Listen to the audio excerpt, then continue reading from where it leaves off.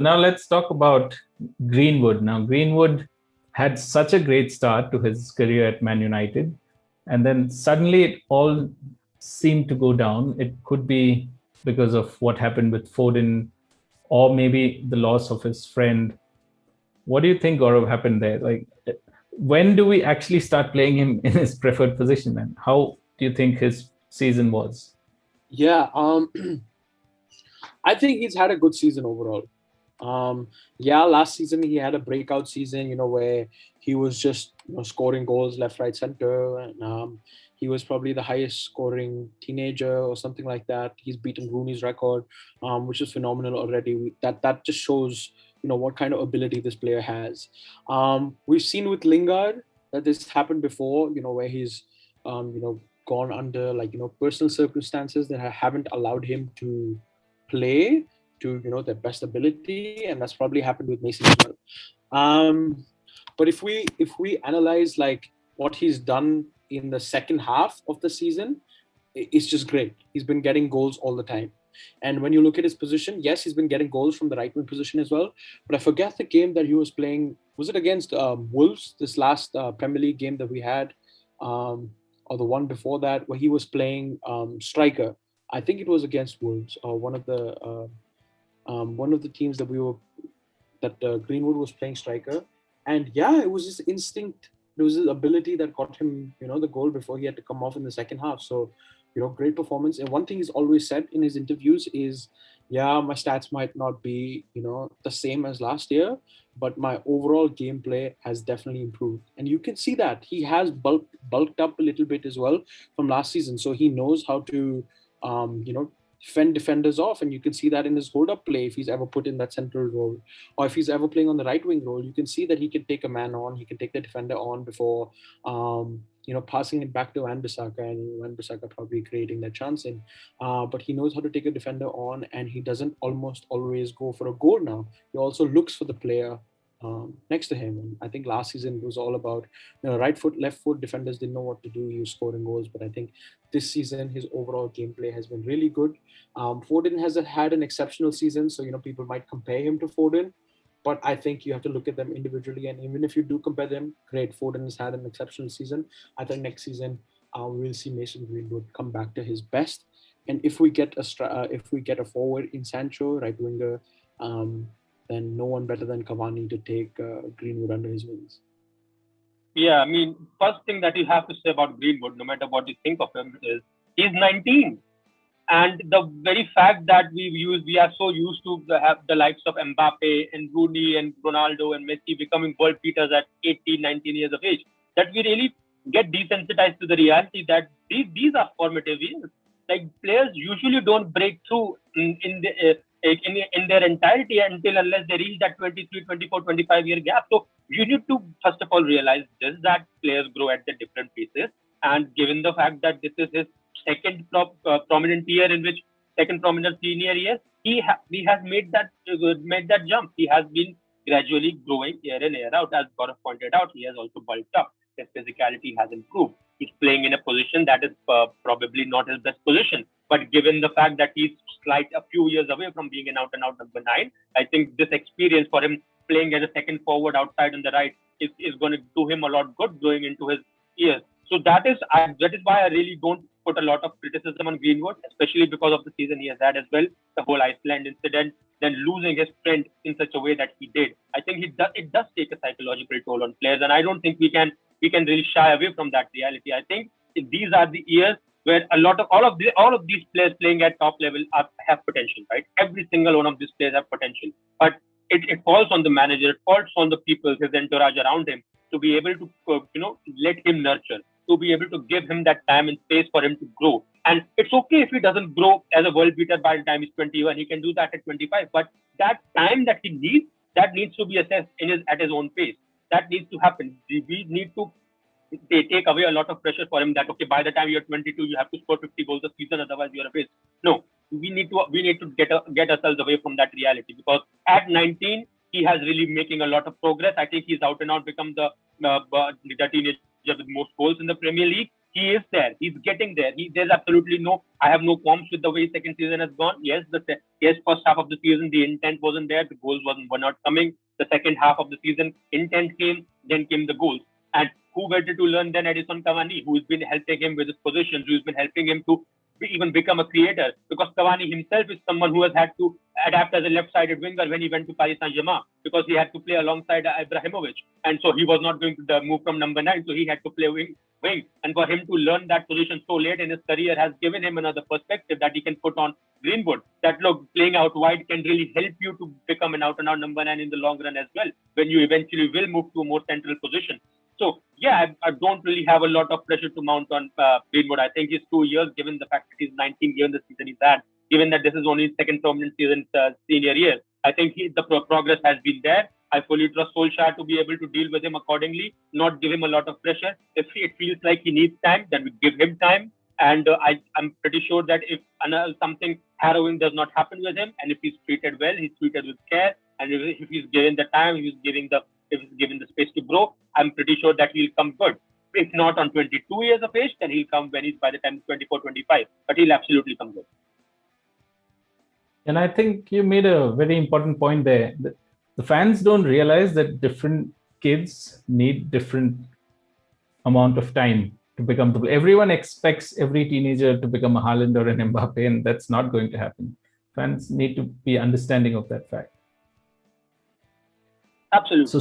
Different players, just like different human beings grow at their own pace. So that is absolutely have to be remembered at all times. Yeah. Also, it's not even about. I mean, of course, he's had the personal challenges. He scored 12 goals this season and had like 5 assists. So that's already 10 plus, and we don't have many players who've consistently had 10 plus goals, in our squad in the season. This time we have Bruno, Rashford, Cavani, and Greenwood. I mean, that says a lot. And for Greenwood, it's back-to-back seasons with 10 plus goals and 5 assists this season. So great job to him. If he was there for the full season, in his complete, freed mindset, we'll probably see another 5-6 goals, 3-4 assists at least. Yeah, I think if he continued from where he left off without any of those roadblocks, I think he would have. Yeah, and I think it's more about the visual aspect. Visually, if you look at his games, we don't see a goal every now and then, so they're spaced out, and there's he has a lot of bad games, so maybe it's missed out. But the numbers, don't lie. Speaking of that, another person who may be doing well when it comes to numbers, but visually we don't see a lot from him, especially because how much is expected of him, is Marcus Rashford. So how do you rate his season, Gaurav, Rashford? Oh, this is going to be a hard one to rate. But I'd probably say like a 7 or 7.5. I want to give him an 8, 8.5, but I probably have to say 7, 7.5 because we expect so much out of him. He's only 23 now. He's only 23 now, and he's had, I think, 21. He's had a lot of goal involvements. I'm not sure how many exactly, but I think this season he's become a lot more of a creator than a goal scorer. Also because of the team setup that we have now a more recognized striker, so Rashford can play on that left wing more. We all know he's been harboring an injury since September, since the start of the season, basically. His shoulder, his ankle, his foot, whatever it is. Does he need surgery? 100%. Would I rather him miss the Euros and get a surgery done so he's fit for preseason? 100%, but of course that's probably not reality. He has been playing through pain, and you see that whenever we're close to getting the job done, Ole has to take him off, at that 65, 70-minute mark, because it's almost not healthy for him to play the whole game. I think the only game that he's played the full 90 or the 120 minutes was probably against Villarreal in the final. So he's had a good season, I'm not going to lie, and he's become more of a creator than a goal scorer. But something I do have to say is that his ability to time his runs and run behind defense has become absolutely phenomenal, and we've seen this on multiple occasions, whether it's Bruno giving him the ball or whether the ball is coming straight back from defense, from Lindelof to Rashford. He knows how to control the ball, bring at his feet and get in the position for scoring. What I would like to see him improve is the cuteness. He is a direct player, but sometimes he gets a little cute with his like, let me step over and try to find that extra half yard to score. No, just get the ball and score. See what happens then. And I think he probably have like 5 to 6 goals more maybe this season if he could improve that. And the other thing I've noticed about Rashford is he's probably not present in and anywhere around set pieces that he's not taking. So of course, unless he's taking a free kick, which now we see almost always the Bruno is taking, corners, otherwise free kicks as well. He's probably not there in and around. He's always at the top edge of the box. So I'm not sure whether that's like super intentional or whether that means that he needs to improve his heading ability. But I think he's had a good season overall. Yeah. I think they have this understanding, right? If the ball is at a distance, then Rashford takes it. If it's closer, then Bruno takes it. Yeah, definitely. Yeah. So unless it's Rashford like taking it, I think he's gonna stay away from set pieces. But that's probably because of an injury as well. I think when we see a fully fit Marcus Rashford, we'll see a player who's giving more than I guess we expect, and we already expect a lot from him. Yeah. And playing through that injury, it's so disgusting and it's borderline dangerous what he's doing, right? Definitely. When is he? It could end up in a long-term injury. It could be doing more harm than good. Definitely. And this just goes to show like a squad depth. I think, if I'm not mistaken, he has more than 30 goals and assists. I think 34, if I'm not mistaken. So like, it is harmful, but we just don't have the squad depth for it. And he's still been a fantastic player. So that's why I think 7.5. Yeah. Squad depth is made quite obvious with how we played the final, right? We just couldn't make a change. We didn't have a change. Van de Beek maybe. And Dan James was not an answer that day. Yeah. Anshuman, your thoughts on Marcus? Yeah, I mean, when it comes to the fact that he's just 23, again, that is a reminder that we need to give ourselves that this is a guy who has become the golden boy of Manchester United when he was like 17. Like for a long time, he was just 17-year-old Marcus Rashford. And so this has been, as far as the numbers are concerned, absolutely phenomenal season for him. Over the past 2 seasons, he has really started churning those numbers again. But what I feel with Marcus, and the point that Gaurav has already made, that he's carrying an injury and physically, he's not just physically burnt out, but that has also made him slightly mentally burnt out. And I'm just focusing on the footballing point of view, because off the field, the things that he's done with his activism and everything is absolutely phenomenal. No, irrespective of what football fan you are, you cannot help but respect him and laud him for everything that he has done and will continue to do, because he's only going to grow from here. But as far as his on-pitch performances go, I think there is a slight mental burnout. This has nothing to do with anything else than the fact that he has been playing a lot of games, and even in the situations where he should really not have played these many games. Because when you think about 50, 60 games a season, then I think if we had a proper, like again, the idea comes to squad depth. There were a lot of matches where he could have just been sat on the bench, where he should have been rested, because the idea that we had up until 2.5 years ago about Rashford not being good with decision making, I think that has slightly changed, because now he is able to make decisions. But there are situations where he just feels like he runs out of options, because there are the situations where he enters into the half, and instead of thinking about something to be able to come up with something, he just rams into the opposition and just thinks, okay, we'll see what happens. And that doesn't really work all the time. And I think that has a lot to do with the way the amount of matches that he has to play. Because how many times, from a human point of view, how many times do we end up in a situation where we would otherwise have ideas, but we feel just burnt out? We feel just, we don't have anything. We just feel that we need to detox. We just need to get ourselves away from the situation, rest ourselves and come back fresh again. So I think he really needs that. I think that amount of rest is important for him, not just from the physical point of view, but from a mental point of view, that he needs to be kept fresh. And yes, the injury part is a lot problematic, because Manchester United's recent record with injuries and being able to assess with injuries and long-term issues has been really bad when you consider Romelu Lukaku, when you consider Pogba, and now Rashford. And that is really something that could affect him long-term. Because if he's not taking care of this, he's 23 now. And I think there were reports by Laurie Whitwell earlier in the season, up until 2.5 months ago, where he mentioned that Solskjaer and Rashford and the entire medical staff were assessing his situation on a day-to-day basis, and his ankle had gotten so tender that he was not even wearing shoes up until the fact that he was going on the pitch. Well, that is a recipe for disaster for him as far as his long-term career is concerned, because by the time he reaches 27, 28, he'll become an injury-prone player, and he has just burnt out, and we would just be accelerating towards the end of his career.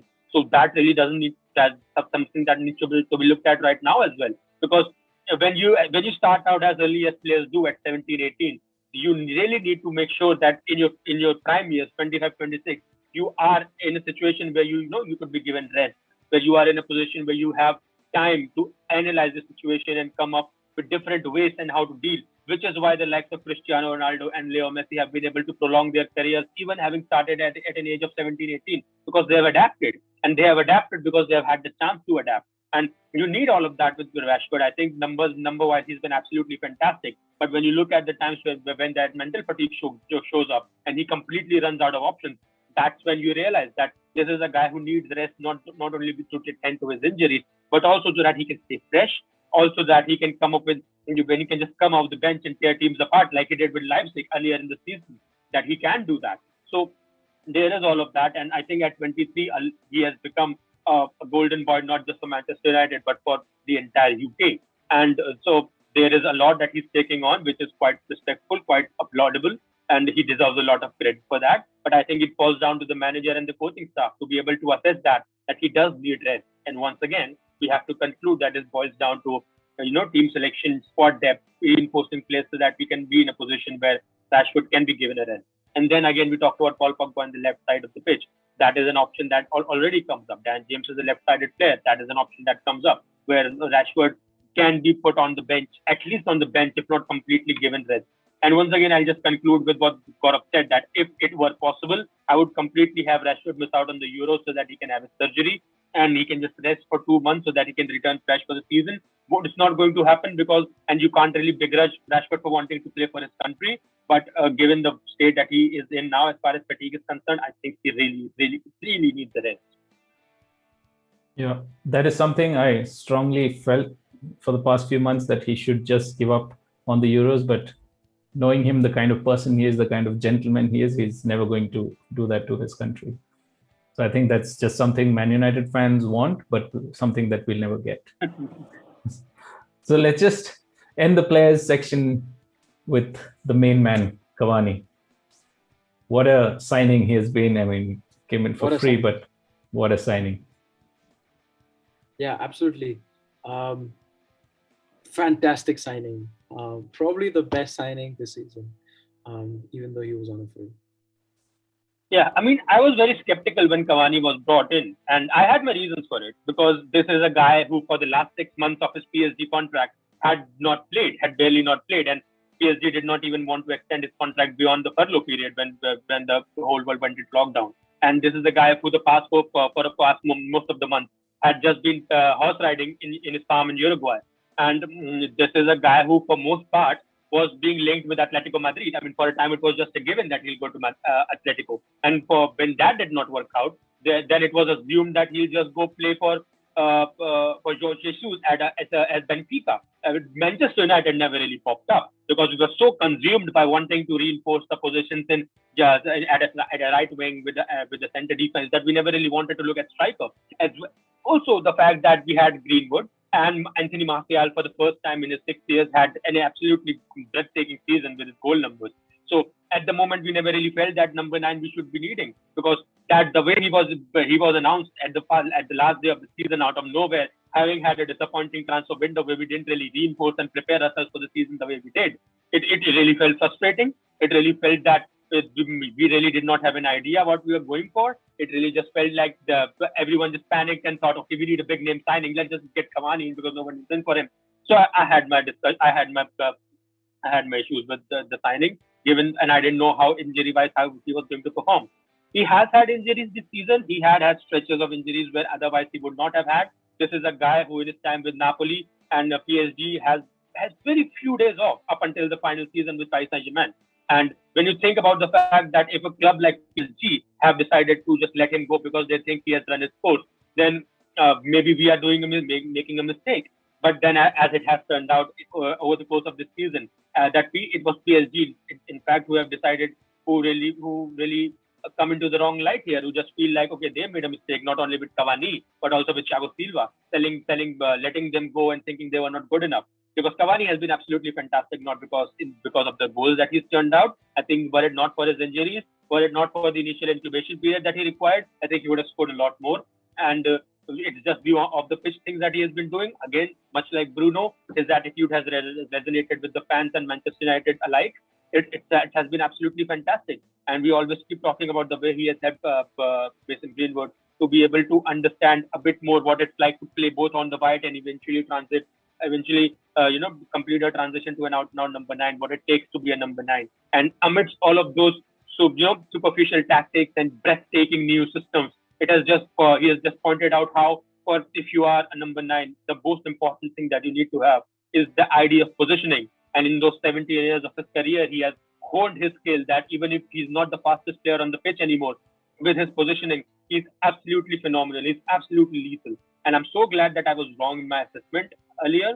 And I'm so glad that he has worked out the way he has. And I'm glad that we are able to have him for another season. His reasons for wanting to leave were pretty legitimate. I mean, I would not have begrudged him for wanting to leave because he was away from his family, he was homesick, and the weather in Manchester, we all know it's well documented case that or not everyone likes it. He didn't know the language as well, so it was hard for him. I would not have mind if he wanted to leave. He could have left for Boca, as was reported. I'm just glad that he has decided to stay with us for one another year, and I think we are going to see a lot better season, barring any long-term injuries. Yeah, and I must admit that I was one of those as well. And I thought that PSG have sucked out of him whatever they could, and this is like a rotten fruit that we're going to get. But man, what a player! So Gaurav, are you guilty as well, or did you know that he's going to do wonders for us? I've actually been a fan of this guy since he was at PSG. I guess I started watching a lot more of PSG because of Zlatan Ibrahimovic, and I've been a fan of Zlatan for a very long time. And then, of course, when you see there's a striker like Cavani playing on the wings as well. Of course, when Zlatan was there, you start noticing as well, how good he is of a player. What I was surprised by, pleasantly surprised by, is how the medical team actually handled Cavani's situation. They brought him on for some minutes, then they used to take him off. They used to bring him on for like the last 20 minutes of every game just to build his fitness and stamina back up. And then once, it came back up, this guy is, starting games, he's scoring in all games, making a big impact in every game. I think he scored like 17 goals this season. And he's probably started less than 25 games. So that's almost a goal or assist every game, which is fantastic. So guys, to wrap things up, let's talk about the manager. Let's start with a 2-word response first, and then we'll go into more detail. Gaurav, just in 2 words, Ollie in, Ollie out. Oh, Ollie in. Anshuman? All in. What about you, Anshuman? Yeah, it's Ollie in for me as well. Oh, that's great. Okay, so unanimous decision. I'm Ollie in as well. So Anshuman, want to expand on that? Yeah. So when Oli was announced as a caretaker manager when Jose was sacked, it was completely understandable why that happened, because you just need to dust off the cobwebs of a Jose Mourinho darkness that prevails by the time he's sacked. And in that capacity, he did a great job. I was pretty glad. And at the time, the Manchester United hierarchy were like, okay, we are going to change the system. They're going to make directorial appointments. They're going to get someone a sporting director who will take care of the football decisions, and we'll do the whole, we'll get a proper manager in by the end of the season. So I was pretty glad the way things were going. And when they ended up giving him a full-time contract and then made no directorial appointment, that just made me feel like they have screwed the pooch again, where they have not had made no long-term discussions. And I'm all for long-term decisions, where they've just appointed this guy who's come from Molda and who's a legend and everything, but that's not how you go about restructuring a club. You need long-term proper decisions. That did not feel like a long-term proper decision. And to be perfectly honest, I'm pretty glad that the way things have turned out quite differently, and Solskjaer has proved me wrong on a lot of different factors. Look, he's not a Guardiola. He's not a Bielsa. He's not going to reinvent the football tactics wheel, and I'm on board with that. I'm completely fine by it.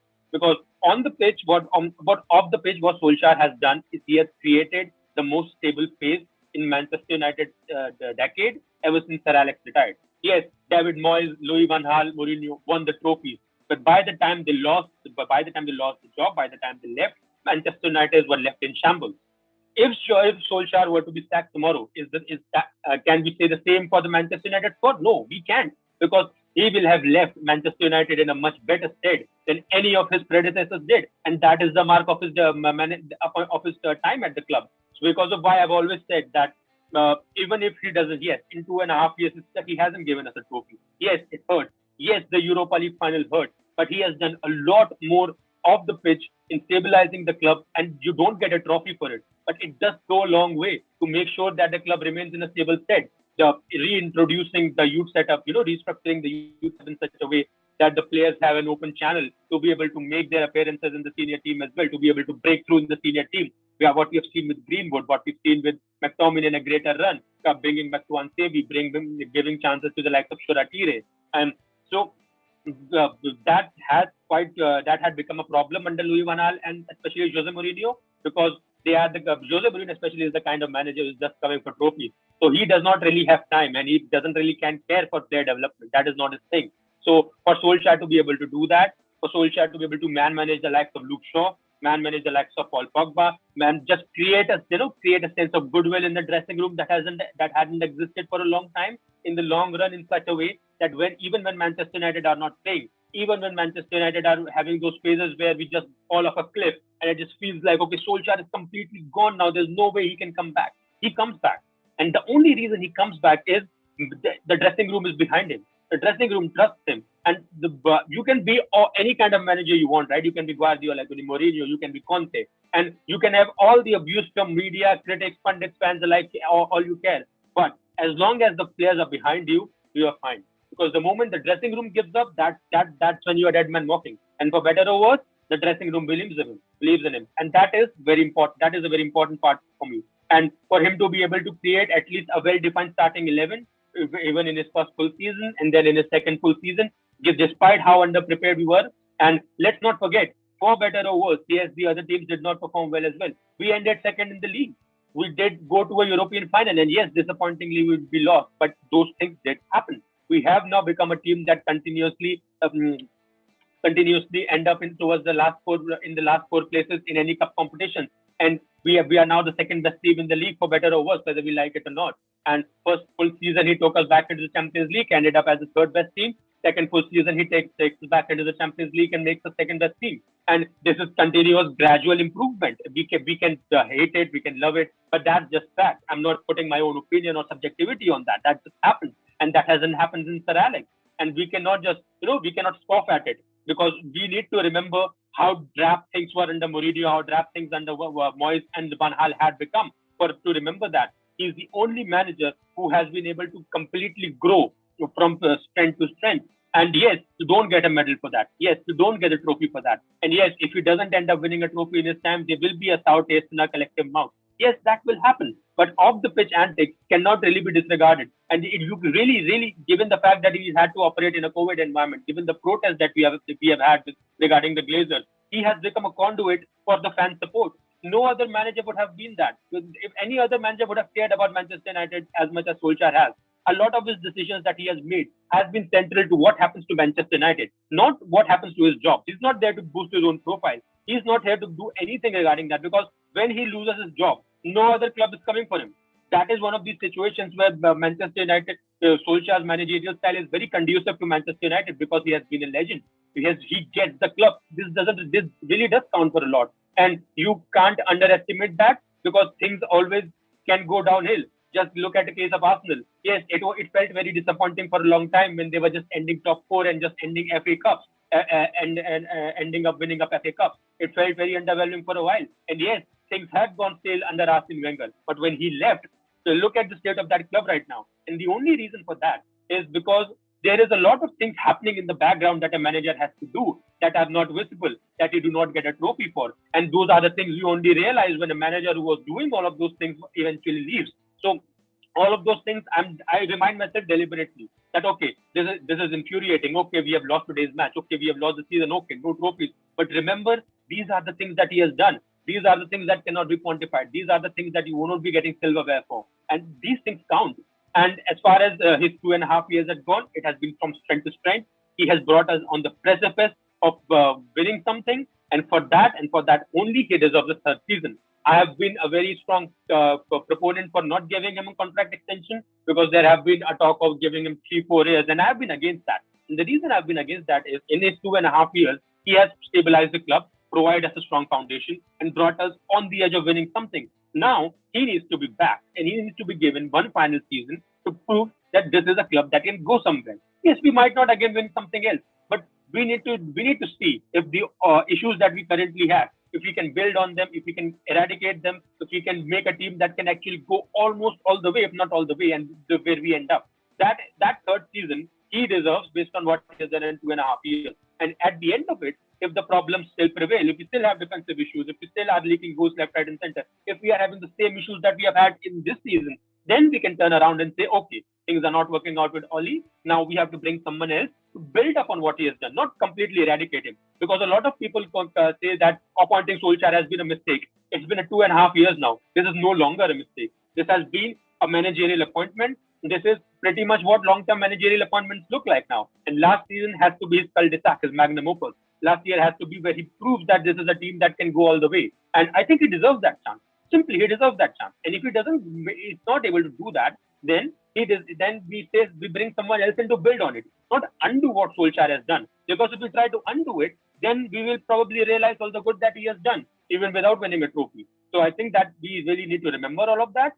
And I think Solskjaer deserves another season without a contract extension. Back him up, get him the positions that any other manager would ask of you anyway, because those are fundamental positions. Properly back him up and let him see if he can evolve his playing style. Let's see if he can use those players to improve Manchester United, take them another level. And if that doesn't happen, then we'll ask someone else to build upon it. But Solskjaer's managerial appointment is under no circumstances a mistake. I've been fairly impressed with what he has done both on and off the pitch, and I really think that he deserves the third season. Yeah, he definitely deserves to be here next season. And honestly, I'm a little tired of hearing the word rebuild. Every time there's a new manager coming, we're back into rebuild phase. So now if we, even if we bring in Pep Guardiola, he's not going to guarantee you a title next season. Again, there'll be a year of rebuild. You bring in more players that fit that manager's playing style. So I'm tired of going back to zero each time. So Solskjaer has improved year on year. We have been in a better league position on the table. So he definitely deserves to be here next year. Gaurav, anything to add to that? Yeah, I think just one last thing to that is when you talk about a football club, it's also an organization. And why I say that is because for an organization to succeed, the most important thing is culture. And yes, Oli has brought back the culture that we truly, truly needed. It's a cultural reboot that's happened at Manchester United. You guys have probably heard about Simon Sinek, who talks about the why, how, what. He's a person who said, Starbucks is about the experience in the environment. It's about the tables, the desks, the many outlets, the plug points, where people can sit, relax, do their work in comfortable chairs. The coffee is just a byproduct. So I think in the same way, I think in this organization, if we have the culture, which I think is right now, then the football that we play, that I think we play very well and beautifully now, it will be a byproduct, and the trophies will be a byproduct of it. So I'm definitely, all in, and he definitely deserves another chance, even though we didn't bring a trophy home this season. What a beautiful way to end this. So thank you guys for joining me in this wonderful discussion. So guys, if you're watching this, please follow Gaurav and Anshuman. Their social media handles are on the screen. And please like this video, subscribe, help me grow this channel. See you all next time.